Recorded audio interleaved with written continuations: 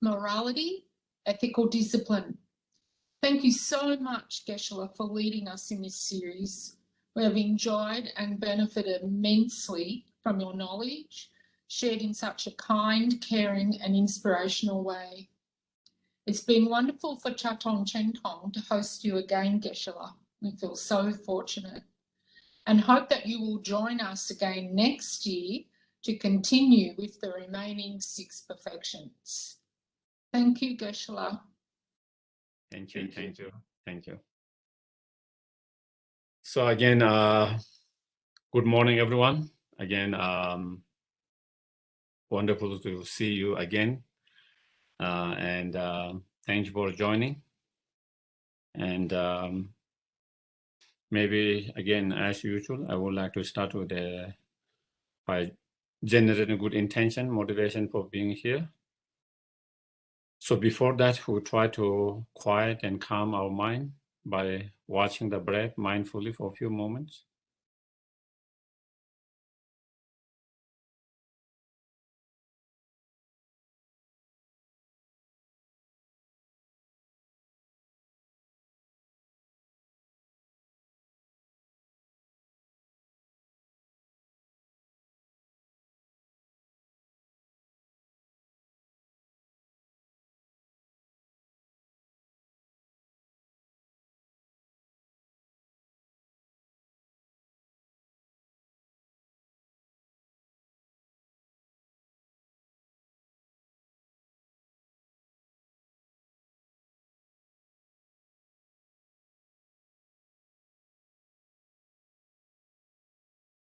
And we can think may us coming here together and engage in discussions, reflections, contemplations,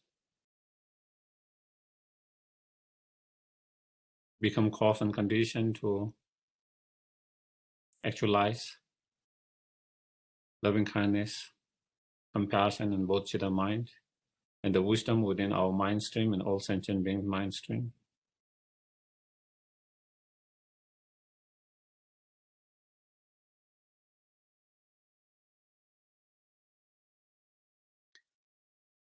And may it become cause and condition to perfect and complete the practice of 6 perfections.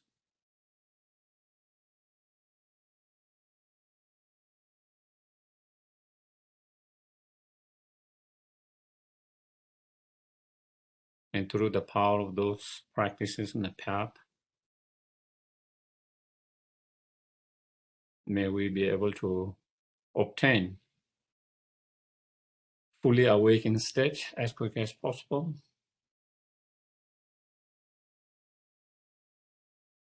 So we can be not only benefit, but greatest benefit, not only for a few individuals, but for each and every sentient beings.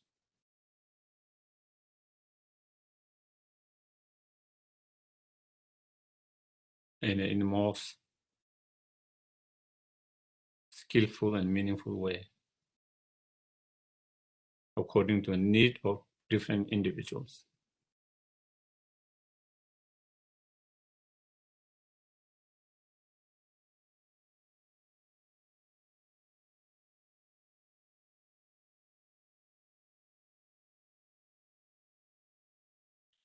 Okay. So then we can do the refuge in bodhicitta. Sangye chodang zogi zonam la chanju padu dani kyapso che dagi che gibe sonam dola penje sangye doba sangye chodang zogi zonam chanju padu dani dagi che gibe sonam dola penje sangye doba sangye chodang zogi zonam chanju padu dagi che gibe sonam dola penje sangye doba.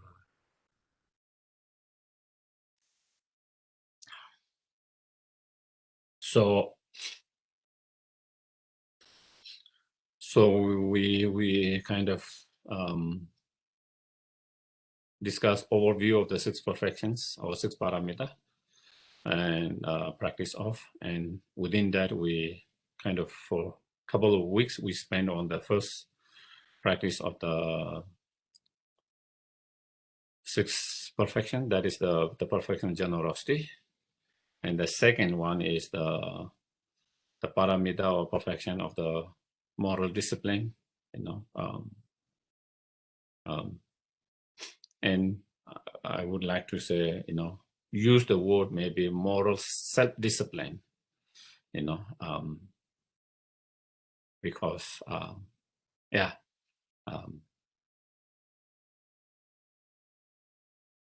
okay, maybe.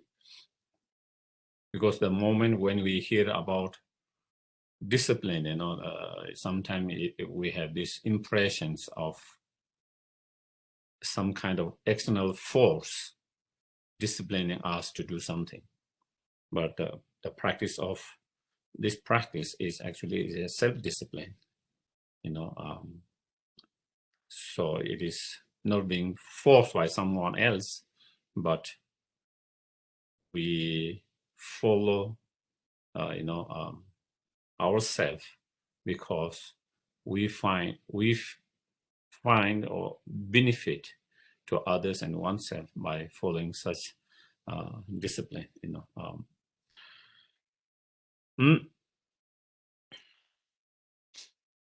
So generally,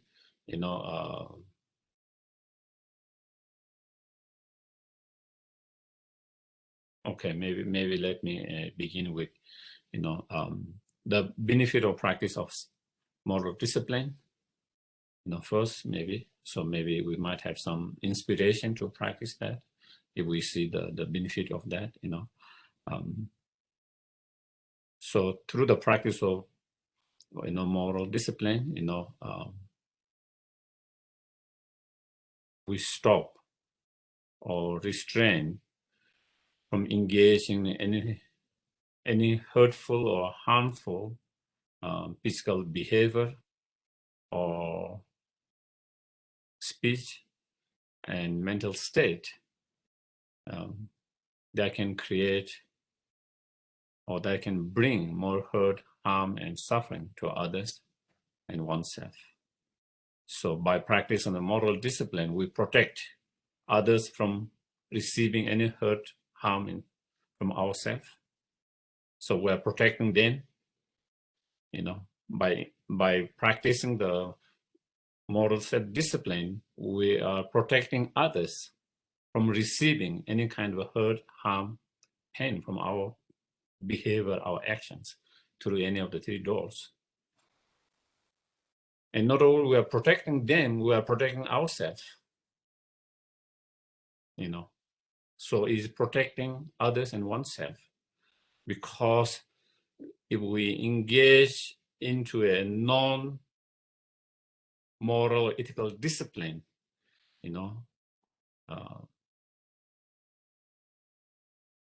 as a result of such actions, it could bring a lot of pain, suffering in this life, ourselves, even it doesn't bring any kind of immediate kind of result, pain and suffering in this life, definitely we will experience the result of that in the futures. That is going to be, unpleasant suffering and pain. So we protect all of this. So it's protecting others, it's protecting ourselves. It's protecting everyone. Just take one example, of immoral, non or immoral discipline instead of moral discipline. For example, taking the lives of others or stealing, by engaging in such behavior and actions, of course, we are hurting and harming someone, So when you stop doing such behavior, we are protecting that person from taking their life or taking their belongings. So we are protecting, but not only that, we are protecting ourselves, because if I engage in that, I might be caught up, and I can be punished. I can be sent in the prisons for stealing, for taking someone's life. I could experience those consequences in this life. Even I don't experience that immediately because somehow, no one was able to catch me doing that. Still, I could be experiencing a lot of guilt in my life for having done something that, So I will live my whole life with a lot of guilt, feeling, I took someone's life, or I stole something that I shouldn't be doing, all of that. So we can experience all this kind of pain and suffering within this lifetime. And then, of course, in the futures, we talk about futures, then, the karmic consequences of that we will experience in the future is definitely going to be suffering. So thereby, when we stop engaging in such behavior, we are protecting others, we are protecting ourselves immediately and in futures, physically, emotionally, mentally. So I think that is one thing we have to be aware of. Is not something like, taking away your freedom. Do you get it? Sometimes when we think of vows, precepts, discipline, it feels like that someone is taking our freedom away. And we sometimes, for that, we have some kind of resistance. Instead, we should understand, actually, it is protecting others and oneself, everyone, long-term, short-term. It's not about, giving our freedom, but it is about protecting others and oneself, protecting everyone.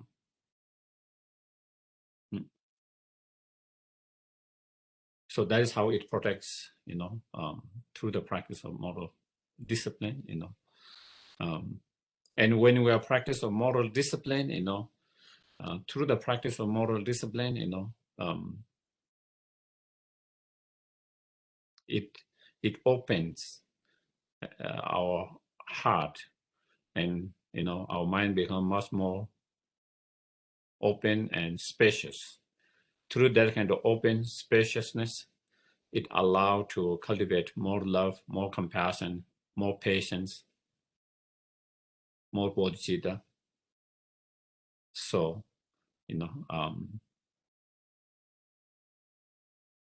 when we stop engaging in any kind of hurtful and harmful behavior, then of course, and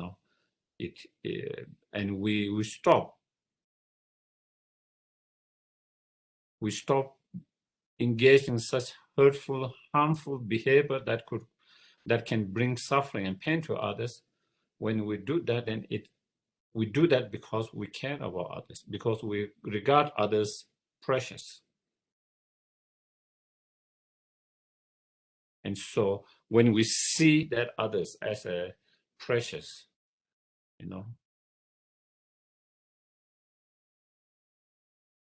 kind, and so forth, then it helps us develop love, compassion, bodhicitta, and patience more strongly and more strong. So it helps.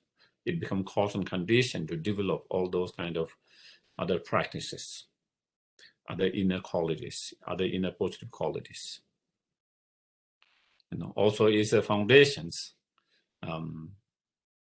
for the practice of, the other two trainings, such as the training of, meditative concentration and wisdom, in order to free ourselves from all the delusion, all the samsara and all suffering. We need to get rid of all the root of all those afflictive emotions, root of all the suffering, root of all the problem, root of all the root of samsara, and that is overcoming those destructive emotions from the very root of it. And in order to destroy the destructive emotions together with the very root of that, we need to cultivate special insight, the wisdom. In order to cultivate the special insight, the wisdom, we need to have meditative concentration or shamatha or calm abiding. And in order to have that karma abiding shamatha, we need to have a very strong foundation of moral discipline. So the practice of moral discipline is the very foundations of other practice, such as shamatha and special insight. And therefore, Nagarjuna's, first of all, in Buddha, in one of the Buddha Sutra in Vinaya, he says, is there a possibility to achieve a freedom or liberations without the practice of moral discipline? And Buddha said it is impossible. Impossible. And he gave an example, if someone's nose is flat, very flat, you don't need a mirror to know your nose is flat. Just by putting your hand, you will notice it's a flat, And so therefore, you don't need so much of so many different philosophy and reasoning, all of that to see that there's no way that you can achieve liberation or nirvana without the foundation of moral discipline, How can an immoral, someone who is immoral, unethical, become a fully enlightened? It is not possible. Or enlightened, To become an enlightened or fully enlightened, if you are very unethical, if you are very immoral, it's not possible,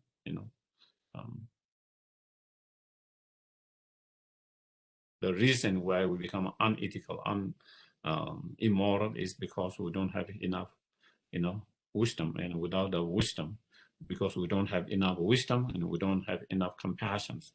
And without the wisdom and compassion, it's not possible to achieve enlightenment, So therefore, it's foundation. And Nagarjuna, in his Precious Garland, he gave an example. Just as the earth is the foundation for all the plants and all the living beings. Without the earth, the plant cannot survive. The living beings in that earth, whether it's human being, animals, or all others, they cannot survive. In the same way, and so it's the earth that give, with the foundation, and that give rise to all these plants and all these living beings. Same way, the moral discipline is the very foundations that give birth or rise to all other realizations, all other spiritual realization, all other spiritual experiences. Very foundations, just like the earth. So it is the very, very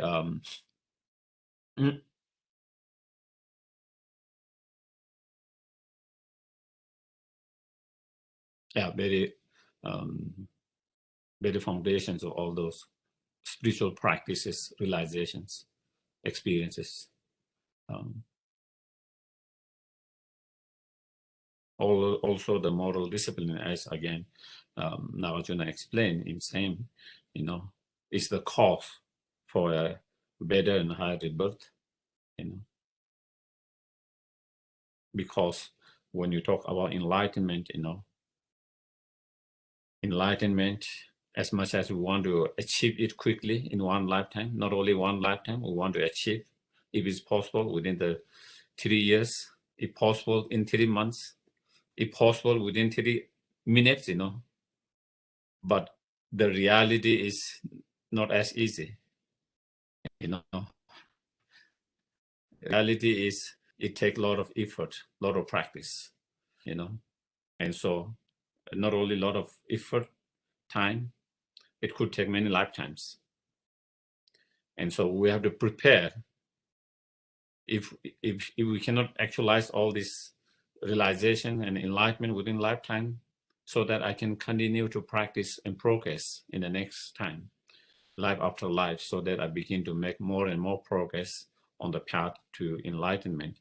And so to preparing that is, for that purpose, we need to have a better condition, high rebirth, so that we can have all the condition to continue the path. that we have, the path that we have, the path which we have entered, but where we have not reached the end. So we want to continue to on the path, and to continue on that path, we want to create the right conditions so that we can do that. And that is better, higher rebirth, better rebirth, all the right conducive condition to practice. And that is again the main cause for such is is the moral discipline. And as I mentioned before, when you have such a practice of moral or ethical strong discipline, then even in this life, when through the practice of moral discipline, and when we restrain or abstain from engaging in any harmful or hurtful actions,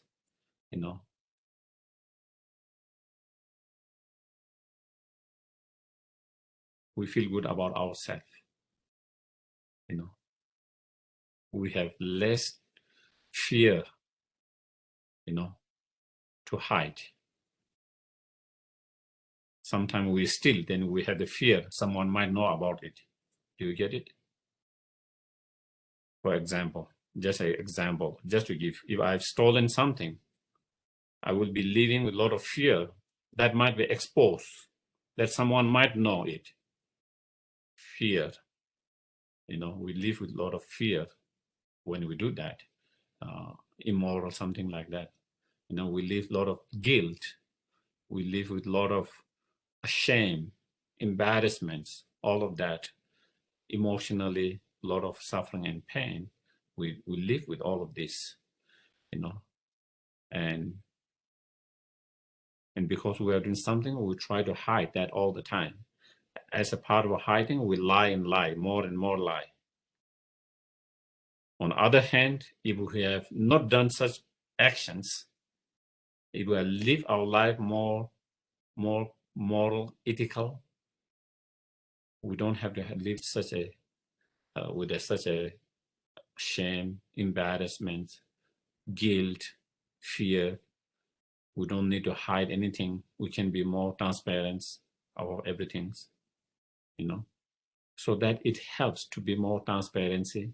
It helps to have less fear, less anxiety, less shame, embarrassed, guilt, all of that, And at the time of death, when you look back in our life, how has my life been? Because at the time of life, such thought will come, when you reflect on your whole life, And when we remember or when you think of that, that can be disturbing. That can disturb your mind. Regret. Again, regret, feeling of guilt, and all of that can disturb your mind. And we want to die peacefully, not with a disturbed mind, because peaceful state of mind at the time of death is very important, instead of being disturbed mind, But if we have engaged in a lot of immoral activities and actions, that can really, really disturb our mind at that time, and that can make our death much more unpeaceful, much more disturbing, and that could affect, transitions next, where do we go, our partial state and afterwards, So it affects in so many. So those are the benefit of the moral discipline, the practice. We can go on, on and on. So first, like in all the teachings, they all start with most of the teachings. They start with the benefit of the practice. to kind of give some inspirations. If we see the benefit of that, then it give you an encouragement and inspiration to practice. If you don't see the benefit, then sometimes it might not be as inspiring for us. It doesn't give as much enthusiasm and inspirations. So following that traditions,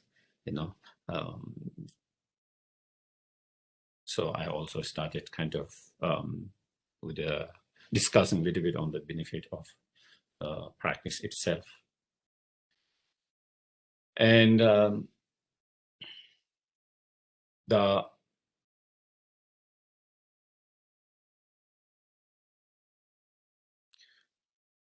moral discipline, ethical, is reversing the thought to harm others along with the basis of it, through the speech and physical actions or behavior, Instead, we transform the thought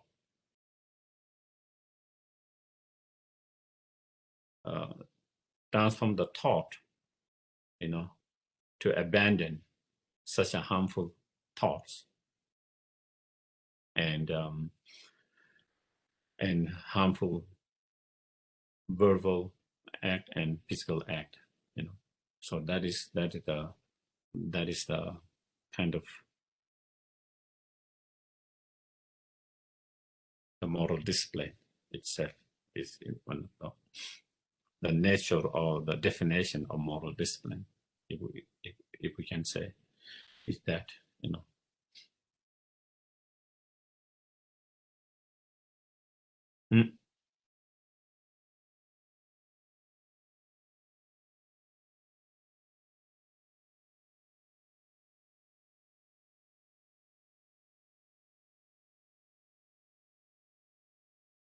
And then within the moral discipline, the perfections of moral discipline, then, there are three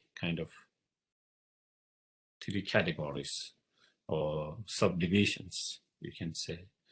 And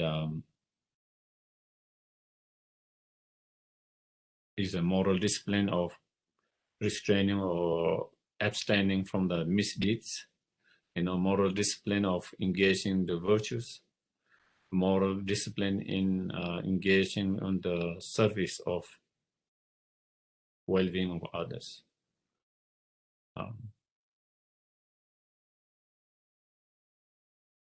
And then within in relation to that, maybe I might just recite, that might be helpful.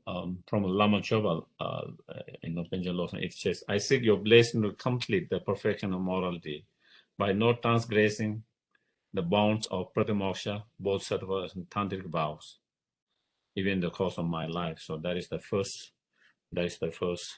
moral discipline, the moral discipline of abstaining from the misdeeds. And then accumulating virtuous qualities. So that is the second. And accomplishing the purpose of sentient beings. So that is the third moral disciplines. Okay, so those are the three moral disciplines. Then in coming to the first one, the moral discipline of restraining or abstaining from the misdeeds.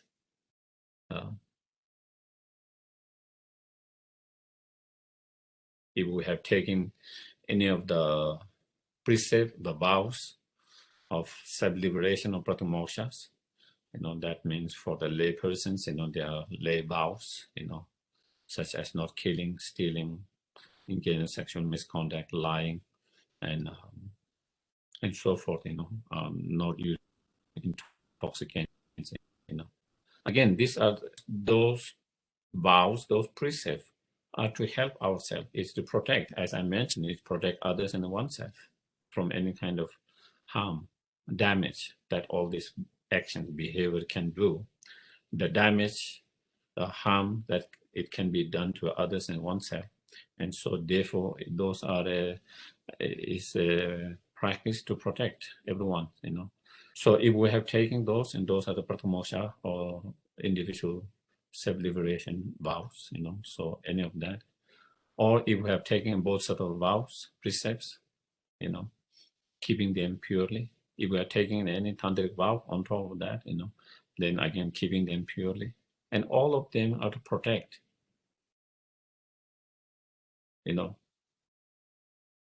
others and oneself from any kind of damage, hurt, and harm. When it comes to Pratamoksha, mostly we are protecting harm and damage to others and oneself by abstaining mainly through our physical behavior or physical actions and verbally. And of course also mentally, but mainly on that, mostly on that.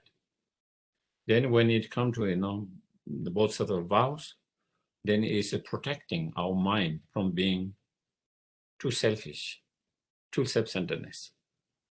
Because when we are too selfish and too self-centeredness, too selfish, that is when we hurt others and ourselves. When we become too selfish and too self-centered, and when we act out of that too selfishness and too self-centeredness, that is when we hurt and harm others and oneself. So the both sorts of vows are mainly to protect ourselves from such a strong selfish attitude and behavioral actions that arise from that kind of strong selfish attitude. On the other hand, the tantric practice, the vows are again, those different vows, precepts are to help us to protect our mind from being too ignorant, self-grasping ignorance, to having too strong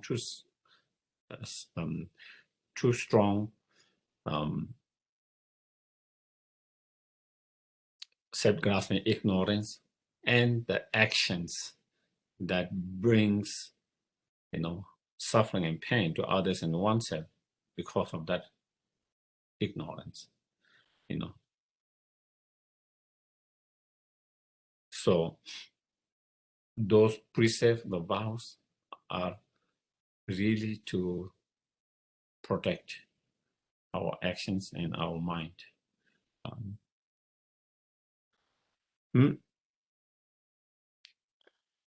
Even we have not taken any of those precepts, any of vows, even we have not been able to, even we have not taken any of those vows, any of those precepts, at least, we try to live our life, at least on minimum level, at least we try to live our life by refraining from, what we call as 10 non-virtuous actions, and by engaging into 10 virtuous actions. Okay, by refraining from 10 non-virtuous actions and engaging in 10 virtuous actions. That is kind of like at least on minimal level, try to live that as much as possible. Whether we have taken precept or not, whether we have taken vows or not, but trying to live according to that fundamental values, way of life,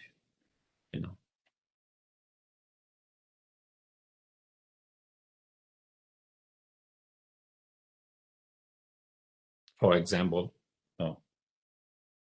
just to give you one example,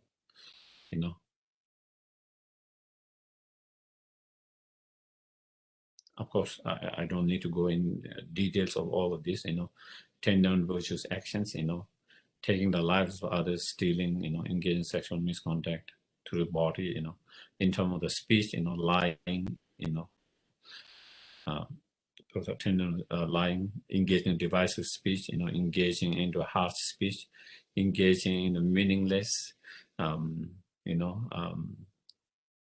meaningless, idle talks, through the speech, those 4, and from the mental state, covetousness, which means, not being satisfied and content with what we have when we see when we see something something in others, we want that for ourselves, wishing that to wanting ourselves, ill will feelings, wrong views, those from the mental state. So those are the kind of attendant of voice actions. So for example, if we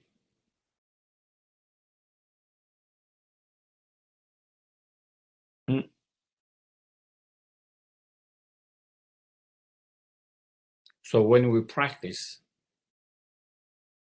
those reframing, restraining, attendant virtuous actions,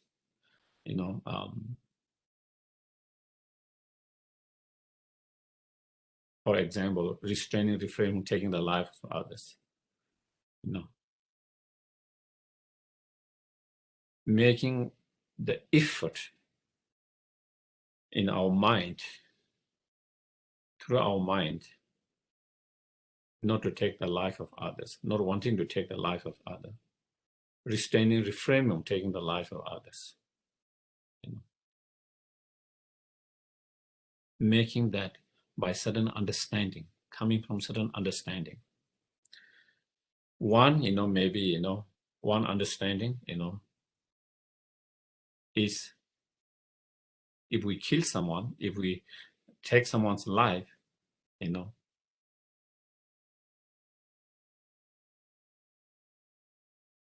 I can be put in the prisons, or the other person's or other person, family or friend will hurt me and harm me, in this life. Or, if I kill others, next life, others will kill me. Or, I will go in one of the lower realms. So being fearful of negative consequences, being fearful of negative consequences, unpleasant, painful consequences of that, we restrain and refrain from that. That is one way of doing that, reframing.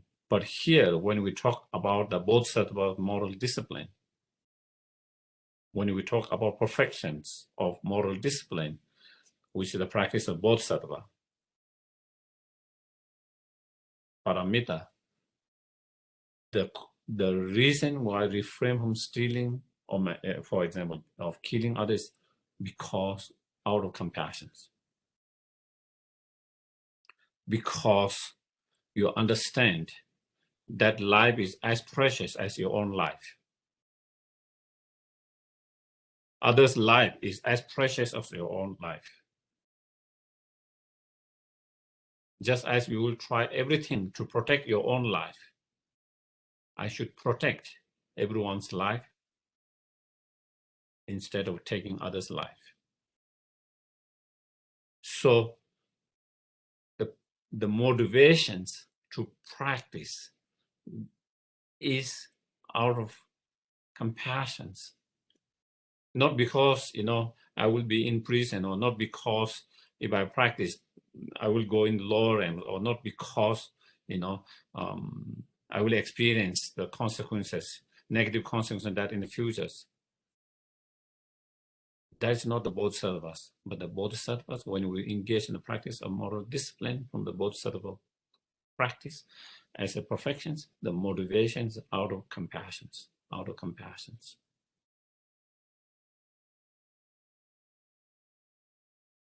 Out of compassions. That has to be there, Otherwise, let's say, there are certain animals, okay? Who doesn't kill anyone, who survive just eating the grass, plants? Are they practicing the moral discipline or restraining or refrain from taking the lives of others? Isn't it? They are not taking others' life, sure. Okay? They are not taking others' life. They are not aggressive like some other animals and like human beings. Very gentle. Even for their own survival, they don't eat any other kind of animals, insects. They just survive on plants. So they don't take life of others.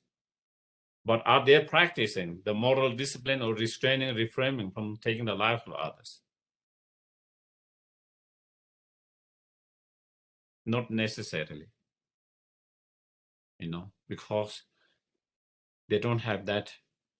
They are not intentionally or voluntarily restraining or reframing that actions, either because of the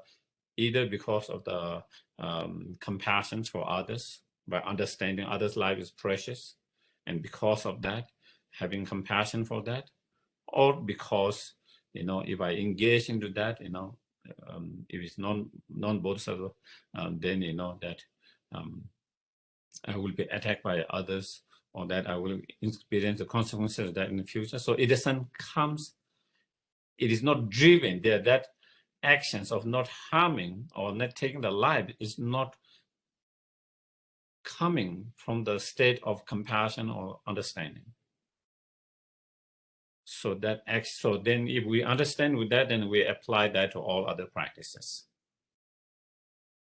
So it's not merely absence of not taking the lives of others. Do you get it? It's not the merely absence of taking the life. Is the moral discipline of not taking the life is not the merely absence of not taking the life, because if that's the case, even those animals will be practicing the moral discipline of that. But it has to be that actions or behavior should be driven by certain understanding or certain compassions, both of them, So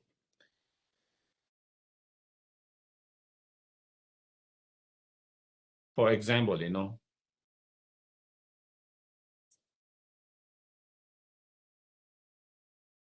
a bug, disturb me, okay? Mosquito or fly, disturb me, when I'm trying to eat or when I'm trying to meditate or I'm trying to sleep, come here, it disturb you, And then, your mind slowly, if you don't watch your mind, slowly, become more and more frustrated, impatient, you want to get rid of that,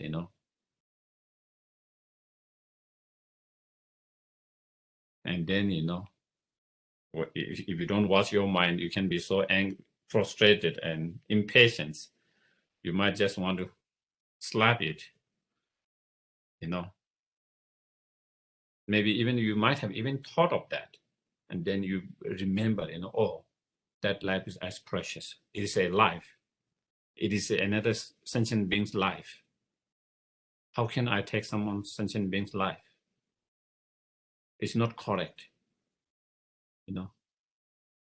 And then even it is disturbing, you don't take the life, Maybe you might want to go to another places that where it doesn't disturb you, or maybe you might be able to catch it up and take it outside. It might require a little bit of more time to catch it up, to catch it and to take it out instead of kind of smashing it. So that is the practice of moral discipline of not taking life. You had the opportunity to take life, but you intentionally decide not to take the life of others because of either compassion, because of either understanding, or both, So that is the example, and that will be same to the others, And I think the difference between having taken the vows or the precept and not having taken the vows or precept is, if I've not taken the vows, the precept, and when I have that kind of thoughts, even though, there was possibility I could have taken that life of that fly or that mosquito or whatever, and whatever that is, disturbing me. But because of my understanding compassion, I might not do that and not take a life. But when I'm neutrally, now, I don't have any thoughts, no flies, nothing is disturbing me. So I don't have any thought of kind of reframing from that. Am I practicing the moral discipline of not taking the life at the moment? Do you get it what I mean? In those situations, it's clear, Sometime, or for example, I don't know, you see something nice thing that you really wanted, and then you might have thought of taking it without permissions, taking it, even someone didn't give you, someone you like very much, someone you thought you wanted, but then, oh, I shouldn't take it, because either, because it's immoral. If I do that, maybe, if they know, they do. If they know, then again, I will be in trouble. Or maybe, I could have rebirth in the lower realms, or because, in the future, I will experience the consequence, suffering consequence of that, or out of compassion, how can I take someone and hurt someone, because they will be feeling lost and hurt and, angry, all of that, so how can I engage in something that will bring them pain and suffering, so with that kind of mind, then you stop from taking it. So at that time you practice the moral discipline of not stealing, not taking. And in that state, you are practicing the moral discipline of not taking is clear. Okay. But at the moment, when, of course, I'm not stealing, I'm not taking the lives of others, I'm not engaging, am I practicing the moral discipline and all of that or not?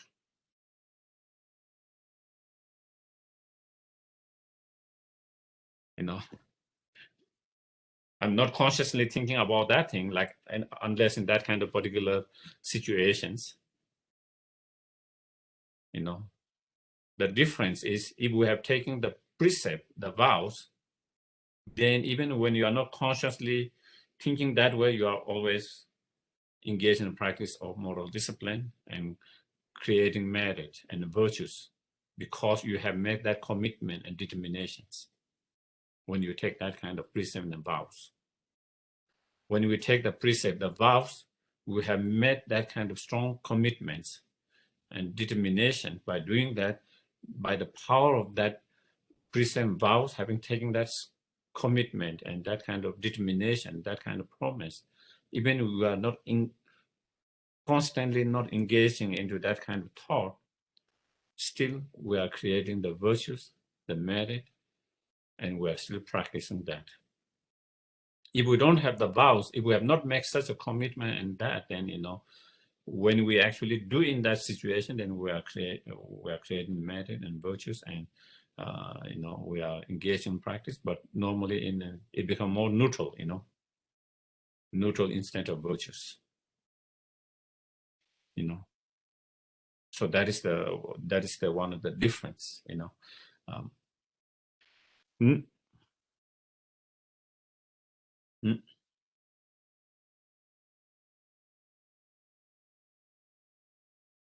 So here, the moral discipline of refraining from the misdeed,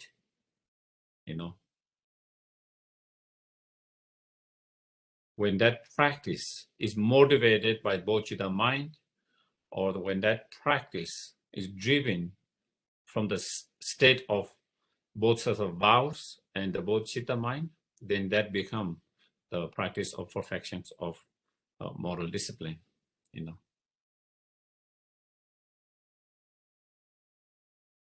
both sets of practice. Practice of engaging into the moral discipline or reframing from those non-virtuous actions, that practice is driven by the, bodhicitta mind and coming from the state of bodhisattva vows. That bodhisattva vows is also very much driven by the bodhicitta mind, that you take those precepts out of bodhicitta mind, and on the basis when you do that, then that become that particular practice of reframing misdeed become the first moral discipline of the training in the perfection of moral discipline, which is the Bodhisattva practice.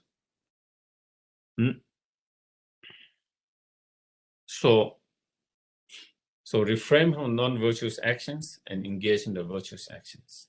So that means, instead of taking life, we try to save others' life. Instead of stealing, we try to practice generosity, give to others.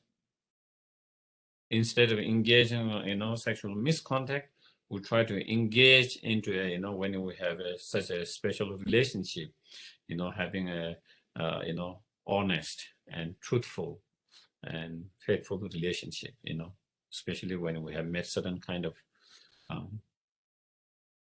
commitments like that, or instead of lying, being truthful.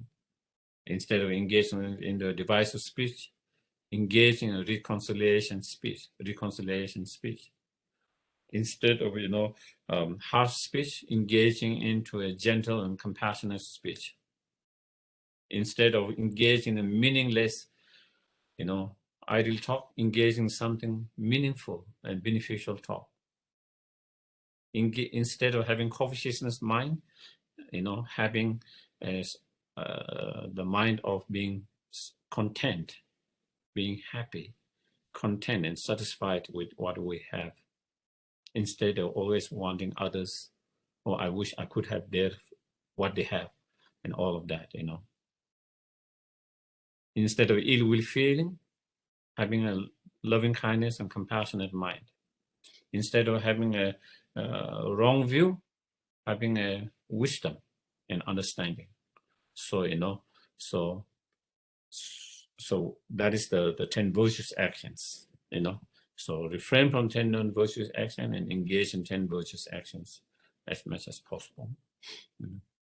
So that is the first. And the second, practice of moral. So in both of the moral discipline, when it comes to both of the moral discipline, in any of those 3 disciplines, one of the main is to refrain and restrain from having too strong selfish attitude of self-centeredness. Okay.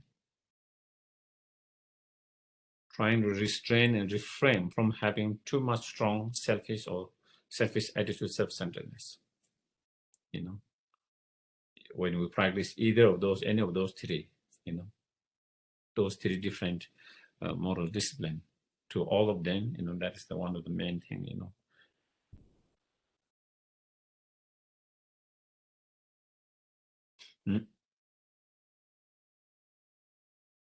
In terms of the second moral discipline, practicing the virtuous qualities, engaging to practice virtuous qualities, then out of that compassionate mind, from the state of Bodhisattva's vows or precept, then we try to engage in any of the virtues, any of the virtues,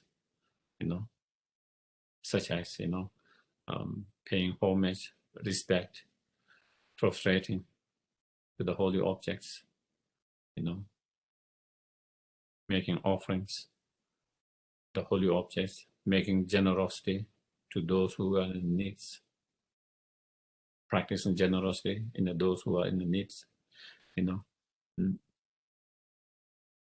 studying, learning about the Dharma practice, especially the Bodhisattva practice, reflecting, contemplating on them, meditating, on them.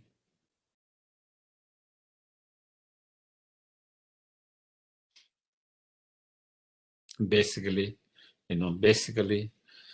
engaging into the other practice of, 6 perfections, 10 perfections, such as, on the basis of that bodhicitta mind and both sort of vows, from the foundation of that, and engage in the practice of generosity, the practice of patience, the practice of joyous effort in the virtues, the practice of material concentration on the object of virtues, and engaging into the practice of wisdom, and so forth, the practice of method, power, prayer, and exalted wisdoms. So engaging either 6 or other 5 perfection or other 9 perfections. So those are on the basis of Bodhicitta and both vows. So engaging in those practices, those different virtuous practices,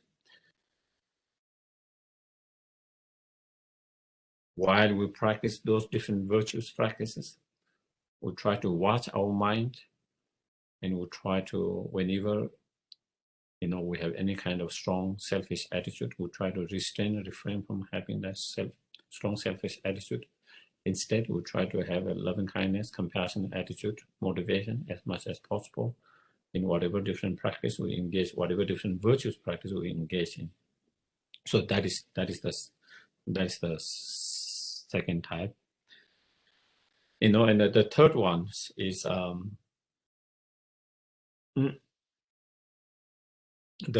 is engaging into the practice of helping, benefiting others, working for the benefit of others. Again, out of that bodhicitta mind, and from the state of bodhisattva vows, then trying to benefit and help in whatever needs there are, and whatever we can help in whatever way through our body, speech, and mind. Whatever way we can be help, whatever way we can be benefit to whomever sentient beings, out of compassionate motivations and from the bodhicitta. And while we are trying to help and benefit others, constantly being watching our mind, and whenever we recognize or be aware any kind of selfish attitude, self-centeredness arising, trying to restrain and refrain that from having that kind of, sometimes even when we're trying to help and benefit others, sometimes selfish attitude can arise. Self-centeredness could arise. So being mindful, watchful, and whenever we notice any kind of that selfish attitude, self-centeredness, we try to refrain, restrain that, and instead we try to transform and have a more compassionate, more bodhicitta motivation, intention, and thought as much as possible. And in the Lamrim and others, they talk about 11 different ways of benefiting and helping others, and I don't think maybe we need to go in all of those details today. In many of the Lamrim, you just see the numbers, but they don't 11, but they don't give each of those. What are those? It just says 11 way of benefiting. But if you read Lama Tsongkhapa's commentaries on the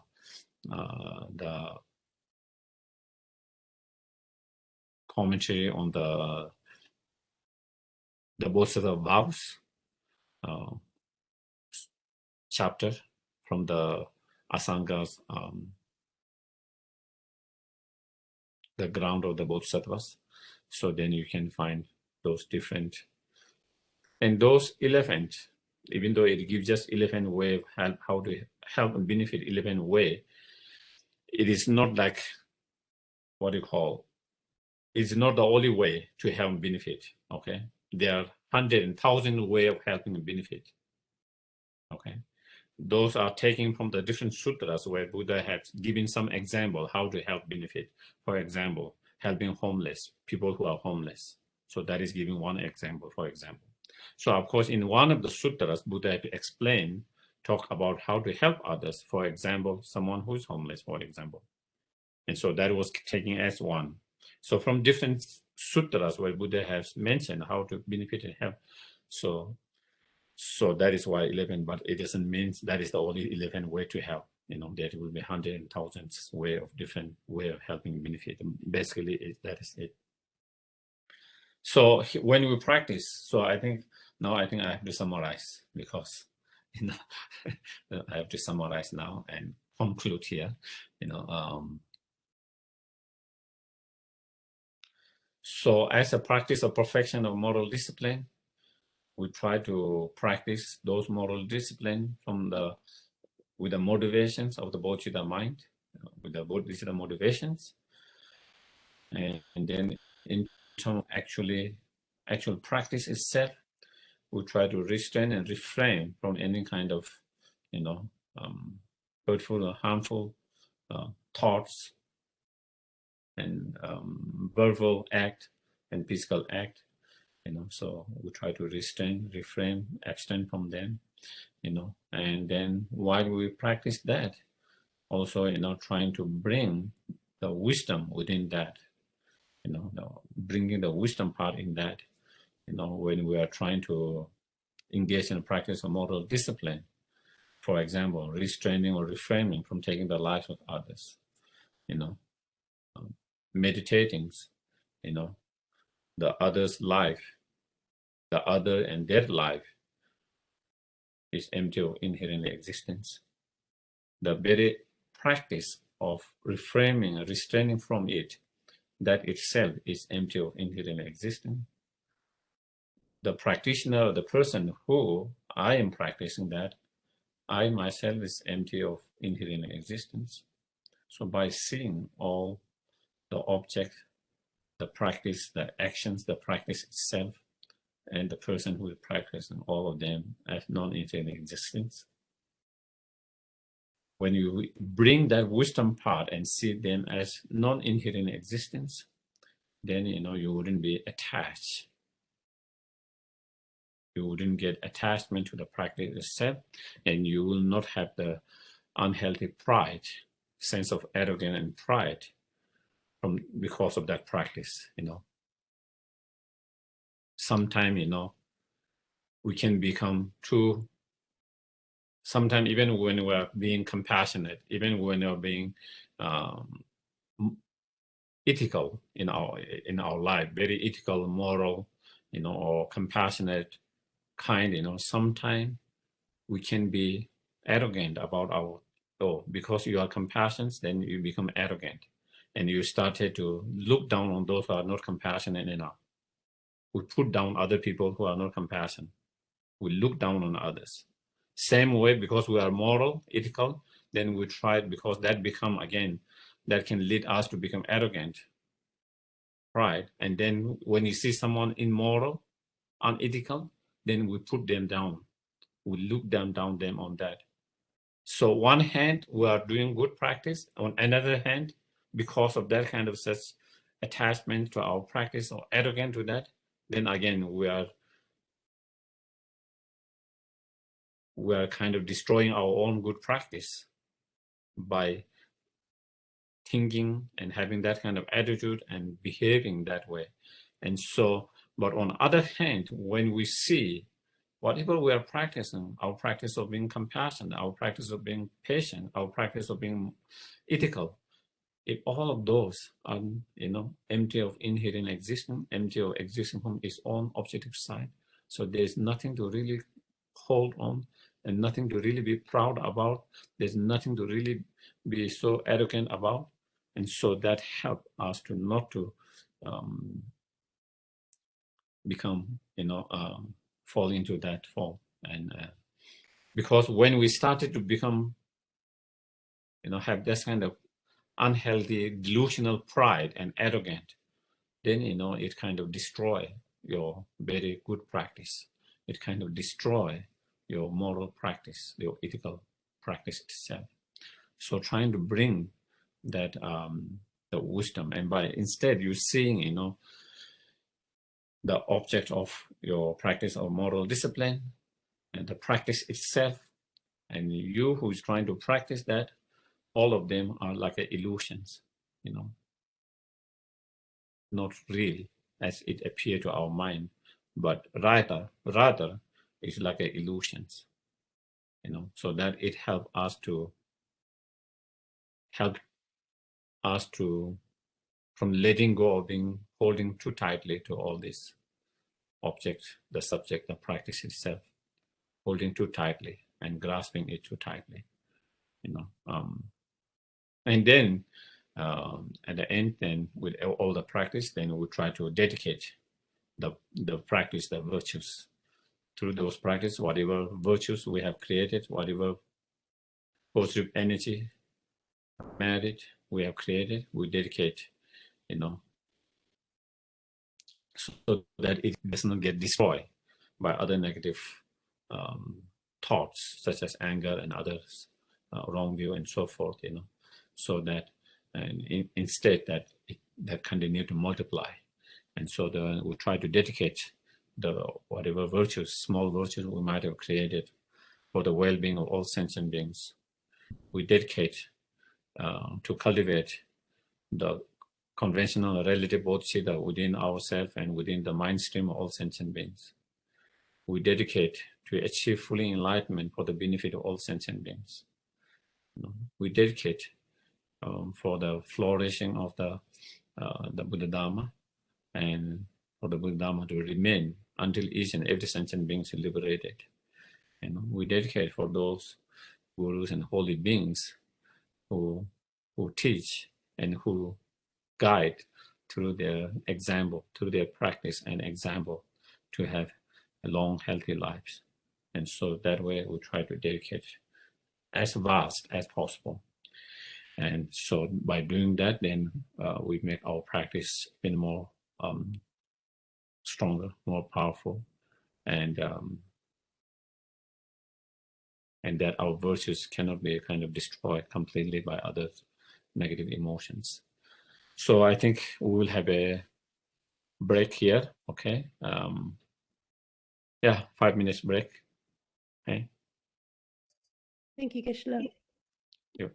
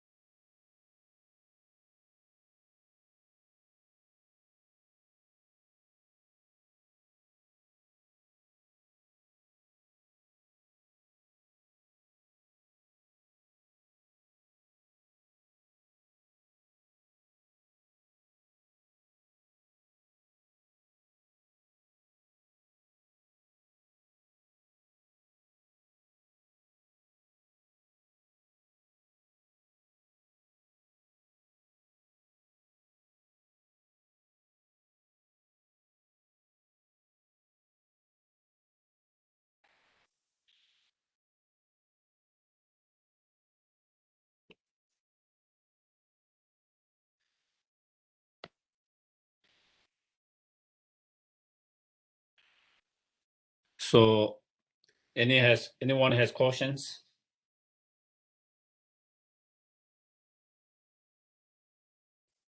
Geshe, we have one question in the chat from Mickey. Okay.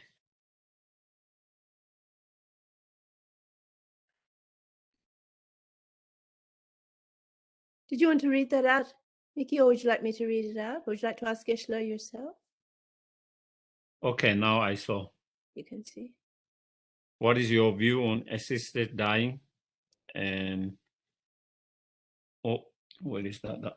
Now I lost. So Palliative care in terms of moral discipline and motivation. yeah.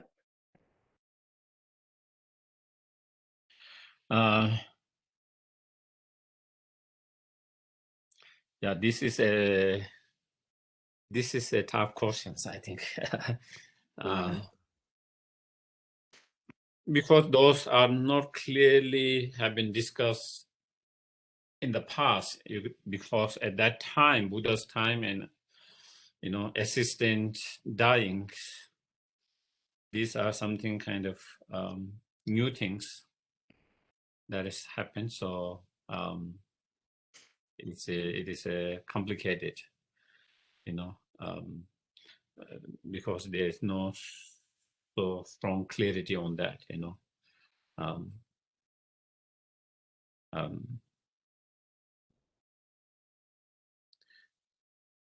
generally speaking,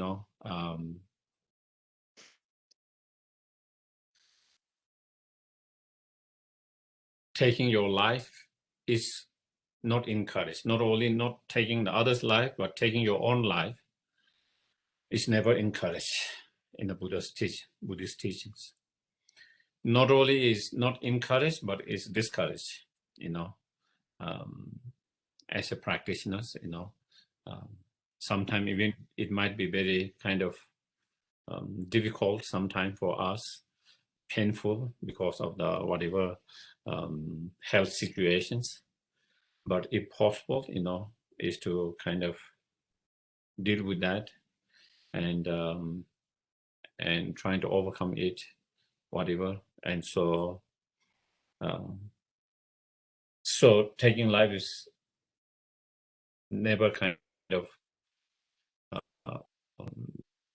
encouraging this. So, but at the end, you have to make, individually, we have to make our own choices.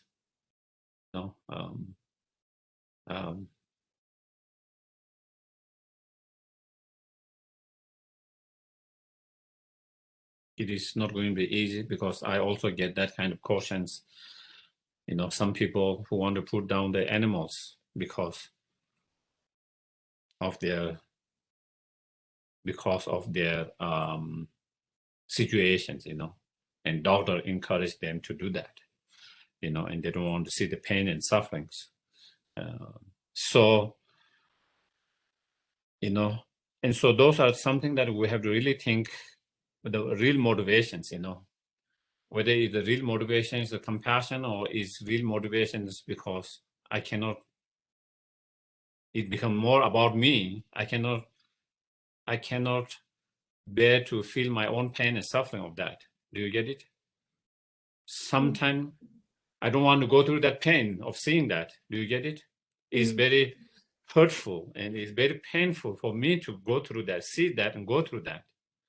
And so therefore, I don't want to be in that state. I don't want to see. So it could become more than compassion. It could become more about me. So it's a tricky, do you get it? It's kind of tricky whether it's actually really compassion for that animals or another beings, or actually whether it's about me and my feelings. And so nobody can really decide.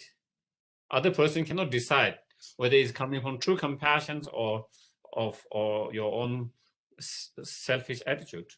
And so individually, we have to be very honest, look deeply and honestly, and really understand what the motivation really is. Is it really compassionate, or it is something to do with my own feelings? So that is something individually we have to make our own kind of,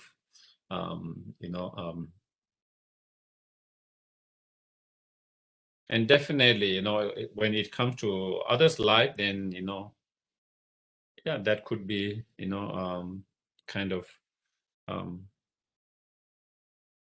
if it's not really coming from that true compassionate state, then definitely, then it is taking life of others, when we do that, Of course, when we decide for our own self, the action is not completed because the object is yourself and not other beings, So in order to complete the actions of that particular, then there are 4 conditions. One of conditions, the objects. So in terms of taking the lives of others, the object has to be others. When you take the life of others, then definitely from the objective point of view. So then, but if someone is about themselves, then of course, because objects not other, the actions are not fully completed because one of the conditions missing, but still it is, breaking one of those vows or precepts or in moral discipline, So there is that part definitely, But when it is coming from true bodhicitta, mind, then it might be slightly different, But the problem with us is, we can always have the excuse it's coming from compassionate state when it is not. So that is where we have to be careful. We have to be careful. We think we are doing that out of compassion, but we have to be very, very mindful and very, very honest and look really deeply to really see whether there's a really true compassion, bodhicitta or not. So I think that is all kind of I can explain. And of course, in terms of, someone just recently, I think, wrote me, about that.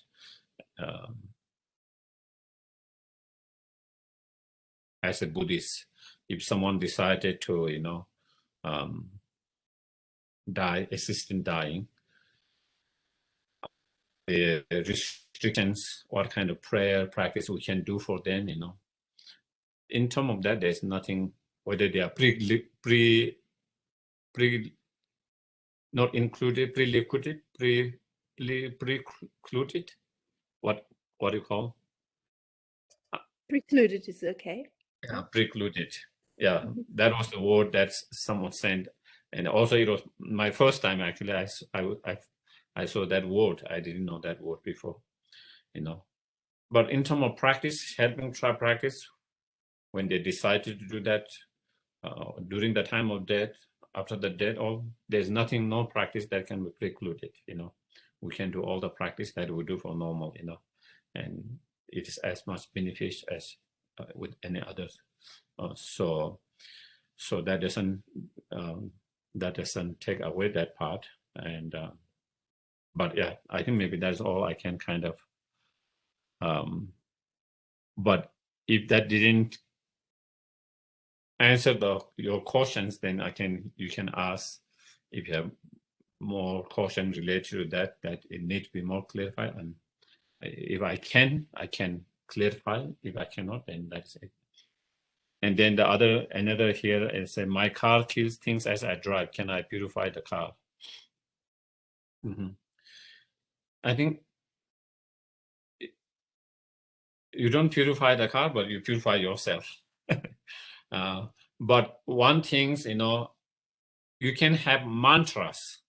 There are many different mantras. Actually, you can even buy from FMD. They used to have, I don't know whether they still have, and you can stick around your car. And there are mantra where, in the sutras, it explains, just by touching on those mantras, it gets purified, So if you have those mantras on your car, so if any insect, bugs, while you're driving, if they fall under the wheel or they hit on your shield or all kinds. If they die, at least at least they get some spiritual imprint from having that connections, having connections of touching those powerful mantras, seeing or touching those powerful mantras that could have a strong positive imprint, spiritual imprint in their in future. And of course, in many sutras, and if you read many of the Lama Zopa Rinpoche's commentaries, it purifies just some of the mantras, but just by touching it purify many negative karma that we have whoever created and whoever touched that.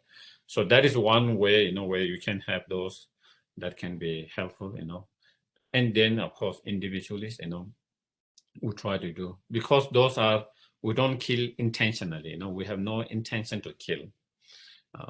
We just want to drive, we just want to drive. We have no intention of killing, so therefore there is no intention. So therefore there is the actions cannot be complete, because there is no intentions. It's unintentional, and yeah, and also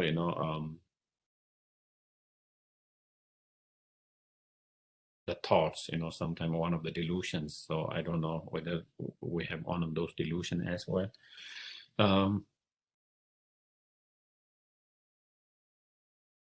So there is that part, and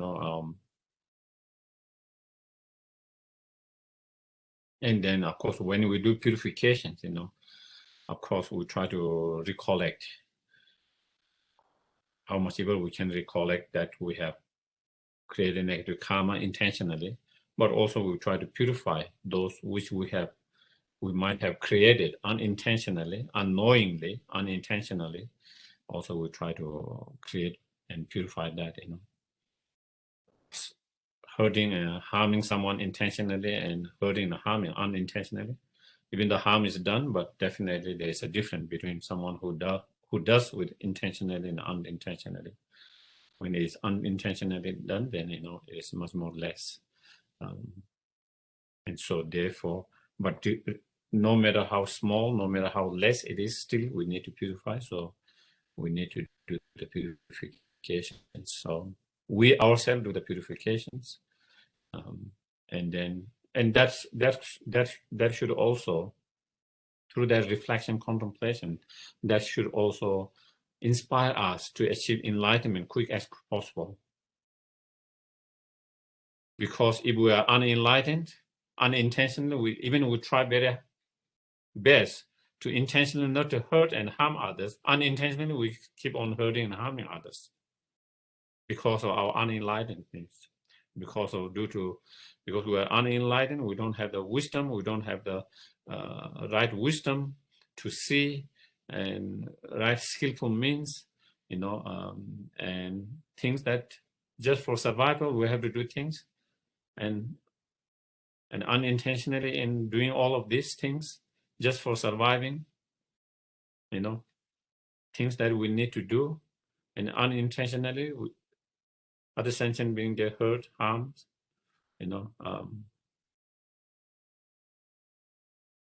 we can't stop from it is almost impossible not to hurt and harm, even not intentionally but unintentionally, as long as we're in samsara. It's so hard, even you try your best.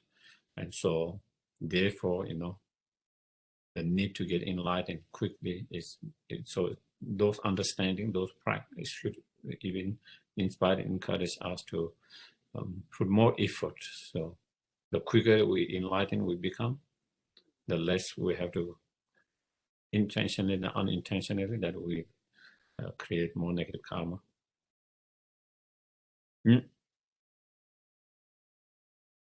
Okay, the next one I see, Gishila, if we are happy with our virtues, is that unhealthy pride? No, being happy with our virtues is not unhealthy pride. because actually we try to rejoice in our virtues. Actually, it is even encouraged. It is part of practice, feeling joyful about our virtues and rejoicing in our virtues. And that is helpful.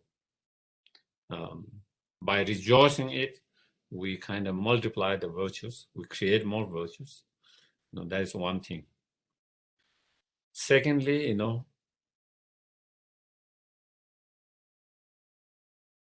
is important because sometimes our mind get caught up into all this, what the bad thing we did, so much into that, we remember all the bad things we do. It comes in our mind, how bad I am, I did this, that. And sometimes the good things we did, sometimes we don't remember easily. Whether it's good thing about ourselves or good things about others. It doesn't come easily.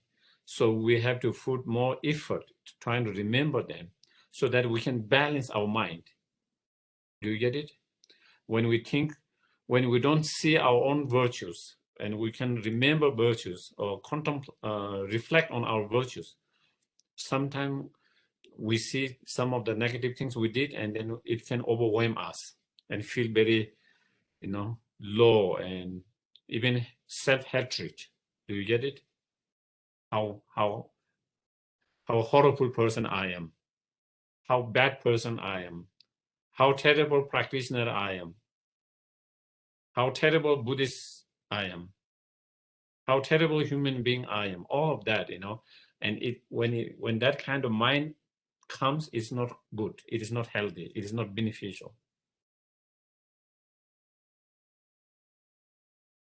But if we continue to rejoice and contemplate on all the virtues, then, even when we feel, oh, I did something wrong or something bad, at the same time, you can also remember the good things you did, the virtues you did. So that kind of balance your mind from becoming too low and too down. And especially, and so therefore, rejoicing in your virtues is really, really good. The difference between rejoicing, feeling good about you, unhealthy pride is, when because of your virtue, you try to put others down, look down on others. That is where the functioning of unhealthy pride, you feel you are more special than others. You feel you are more special than others and others are less than you. And therefore, there's a sense of putting them down, looking down on them. That is the functioning of unhealthy pride. And so that is very different from being joyful with your own goodness, with your own virtues. So therefore, being happy with your virtues is not only unhealthy pride, but it's encouraged and part of the practice of rejoicing is one of the big part of the practice. So yeah. Okay, so any Yep. Geshe, yes, how, please. how we're meant to go subject, object, and action is empty. What about motive, our intention and motive, and the mind observing it and empty of emptiness? Does that need to come into play in our everyday action, or is the subject, object, and action good enough? Well, if you can bring everything, it's even better. Okay, it's even better. I bring that theory, mostly like in most of the teachings, whether it's Indian masters or Tibetan masters, mostly they bring those theory, the subject, object, and actions. But of course, if you find, everything is not included there, and you find something that is not included, and you still feel like there's some kind of grasping to something else because it's not included, then definitely, if you can bring that, anything that you feel unincluded or anything that you feel kind of,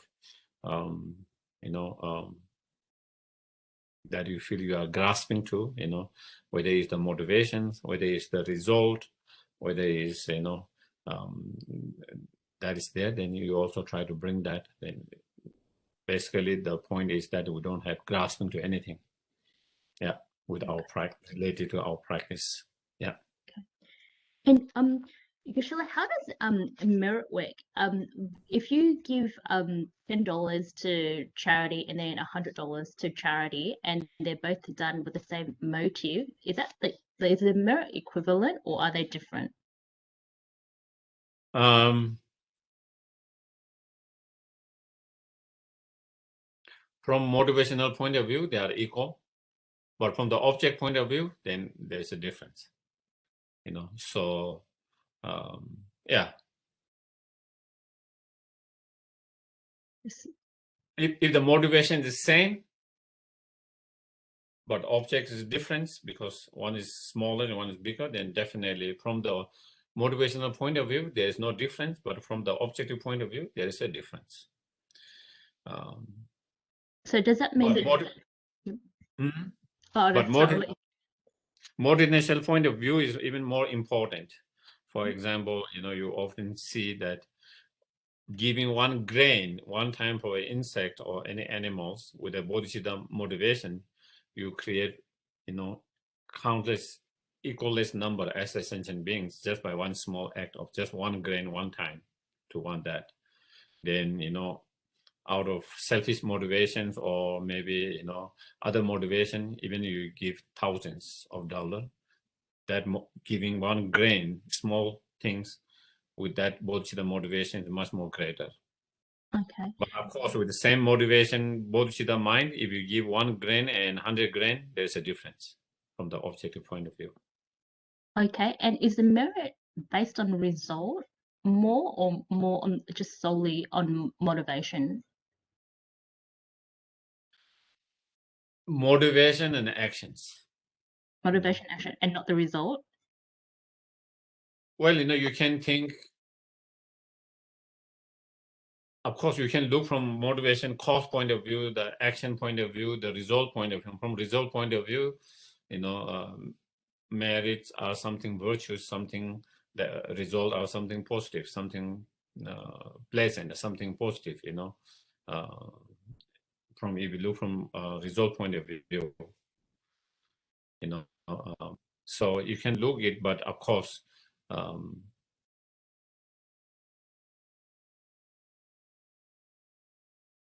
yeah, I think,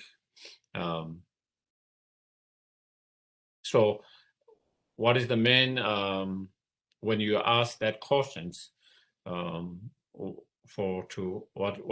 is the main point behind that? So then, yeah, is merit more based on your mind and positive energy, or more based on what you output for others?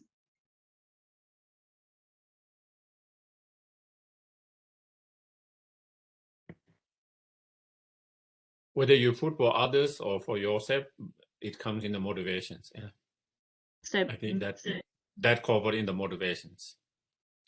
okay, And then, of course, the motivation itself and the action itself. And the motivation action mainly. And result doesn't matter. Result just comes. You don't have to think the result so much. It's just, of course, we can think about result. Definitely, there is no.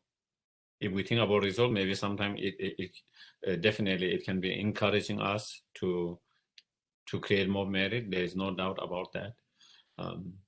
But in generally, when the bodhisattvas practice, when they actually practice, then definitely they don't think about the result itself. They just, for example, you want to help, you just want to help. That's all. You don't think about the result of that. But at the very beginning, before you actually help, sometime for the beginner, at the very beginning, for beginners to have inspiration and encouragement, sometimes reflecting and contemplating, meditating on the result can help us to be more encouraged to do that and more inspired to do that. But actually on the path, as a bodhisattva, when someone is bodhisattva, when they are actually practicing, then they don't really think about the result. They just, with a compassionate bodhisattva motivation, they just want to help and engage in something helpful actions, beneficial actions, and they just do that. Yeah. Okay. Okay, so then we can do the dedications then.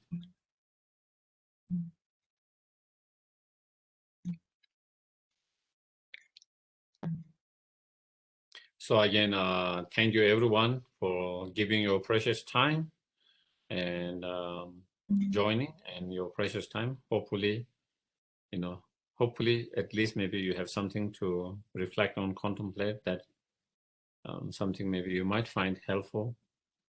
And then, you try to take it and try to apply as much as possible.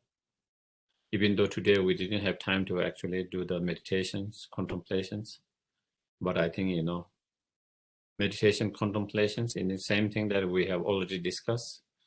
You just try to take time to really contemplate on those things that we already discussed.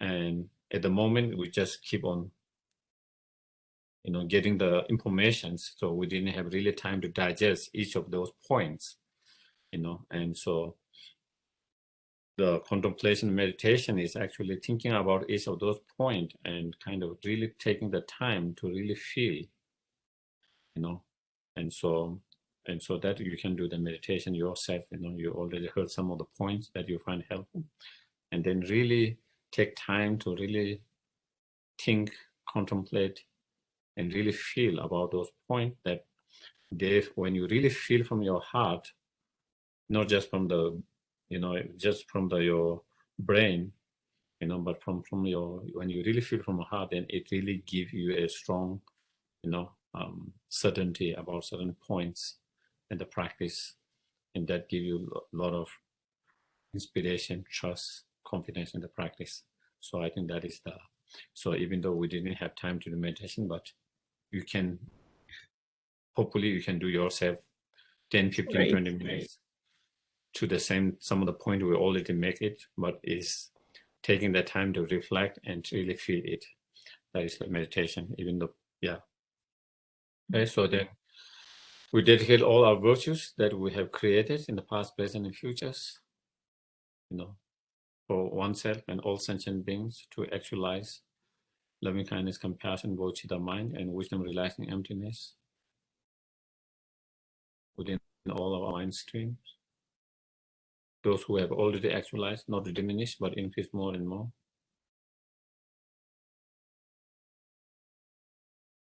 And through those practices, may we be able to complete and perfect the practice of 6 or 10 perfections and achieve fully enlightenment for the benefit of all sentient beings.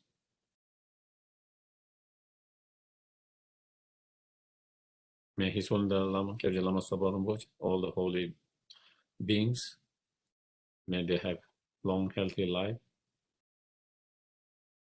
so they can continue to inspire, guide us on path. May we always be able to please them by putting those practice, their advices, instructions, teachings into the practice. And may we always be under the care and guidance of them until we achieve enlightenment.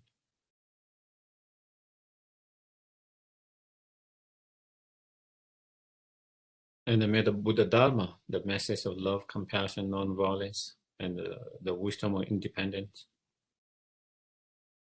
may it flourish in all 10 directions and change and transform the heart of all sentient beings. And may it remain until each and every sentient being is liberated.